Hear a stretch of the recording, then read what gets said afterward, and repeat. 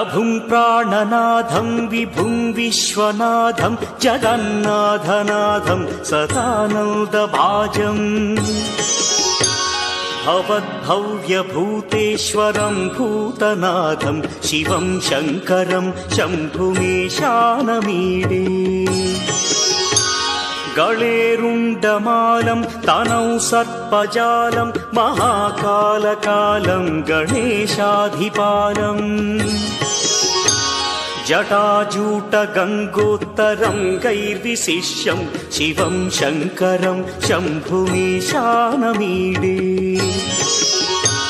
मुदामाकरं मण्डनं मण्डयन्तं महामण्डलं भस्मभूषाधरन्तम् अनादिं ह्यपारं महामोहमारं शिवं शङ्करं शम्भुमीशानमीडे वटाधो निवासं महाट्टाट्टहासं महापापनाशं सदा सुप्रकाशम् गिरीशं गणेशं सुरेशं महेशं शिवं शङ्करं शम्भुमीशानमीडे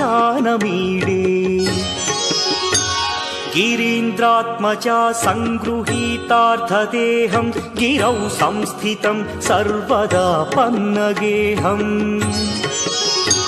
परब्रह्म ब्रह्मादिभिर्वन्द्यमानं शिवं शङ्करं शम्भुमीशानमीडे कपालं त्रिशूलं कराभ्यां दधानं पदाम्भोजनं राय कामोदधानम्